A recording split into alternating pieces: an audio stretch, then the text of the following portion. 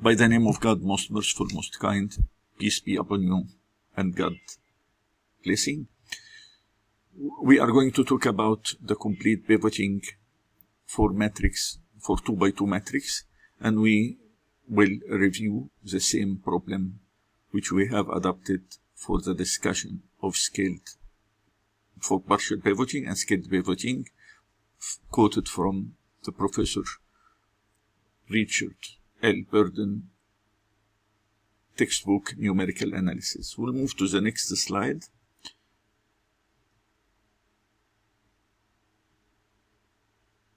This example 2, apply Gaussian elimination to the system. The first equation is 0.0003 x1 plus 59.14 x2 equals 59.17. And the second equation is 5.291 x1 minus 6.13 x2 equals 46.78. This two you can refer to page 372 and 376 for more information about this example 2. Use partial pivoting and 4-digit arithmetic with rounding and compare the results of the exact solution. x1 equals to 10 and x2 equals 1. If we substitute x1 equal to 10 and x2 equal to 1 for the both two equations, we will get the right-hand side. For this technique, which is called complete pivoting, we are going to evaluate the maximum absolute value for all elements. First, the absolute value of 0.003, which is a sub 11, is 0.0030 for the first row. And for this element a sub 12, we have 59.14. The absolute value is 59.14. Thus, we have completed the two elements belongs to the first row. In the next slide, we'll move to the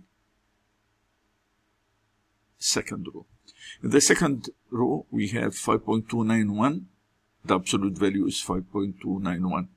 And for the other element, minus 61.130, the absolute value is 6.13. So the maximum absolute value for the second row is 59.14. For the first row and the second row. For the first row, the maximum absolute value is 59.14, bigger than 0.003. While for the second row, the maximum absolute value for the second row was 6.13. We are going to compare between the maximum values between the first row and second row. Then we have decided that the maximum absolute value is 59.14.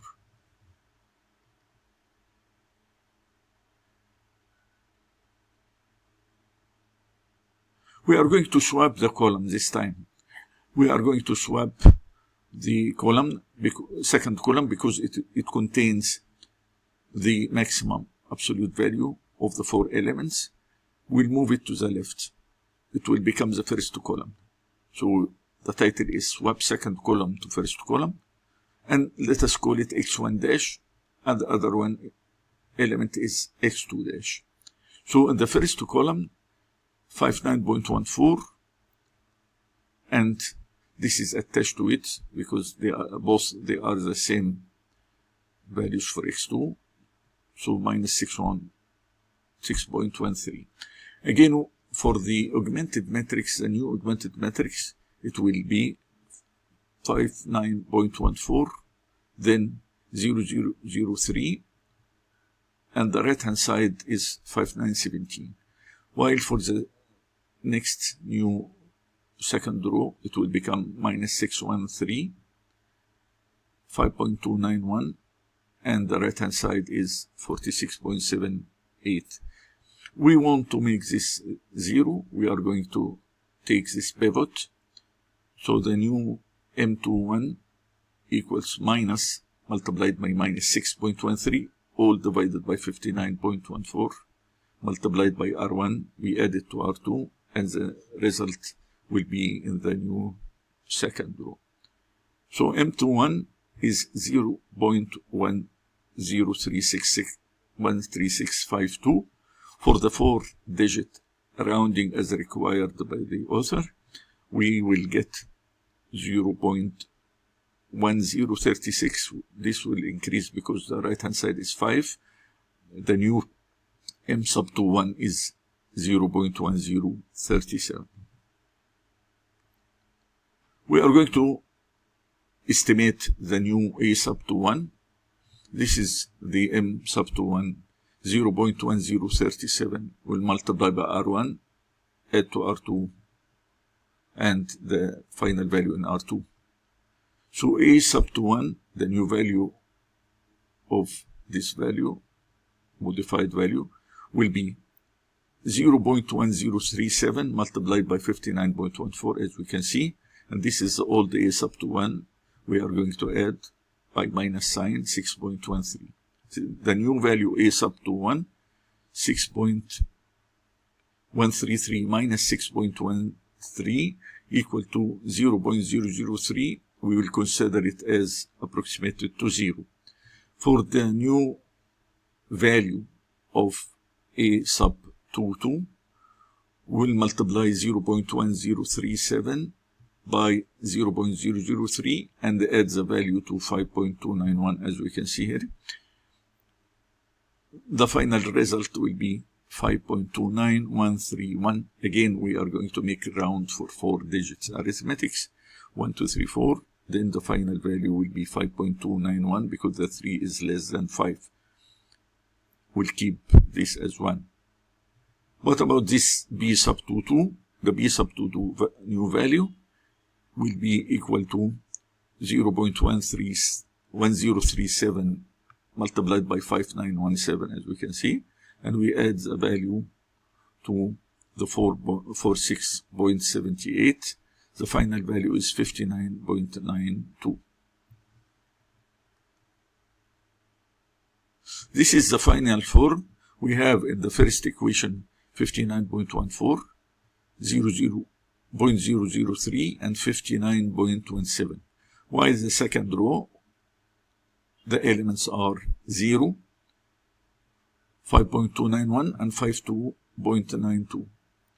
This will be multiplied by x2 dash.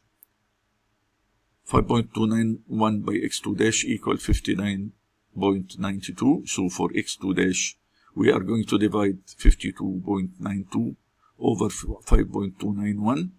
We get the value of x2 dash, which is 10.002.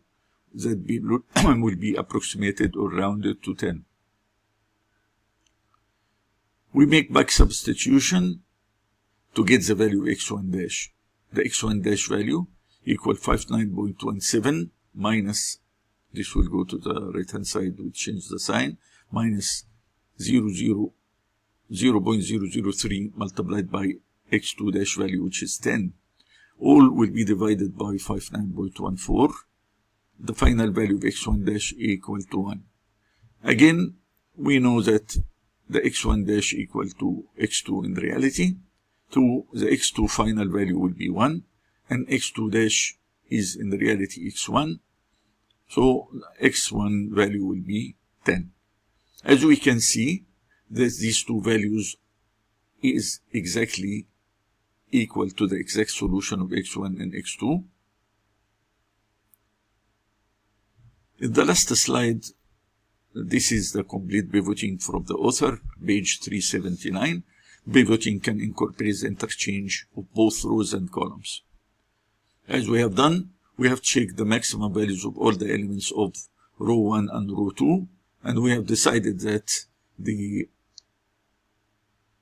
A sub 21's absolute value is the biggest value among the all of A11, A21, and A22, so we shifted the column to the right side.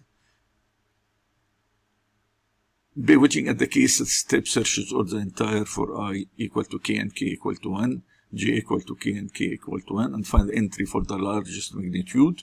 Both row and column interchanges are performed to bring the entry to the pivot position. The first step of total pivoting requires that n squared minus 1 comparison be performed. We come to the end of our discussion for complete pivoting. Thanks a lot. God bless you all, and goodbye.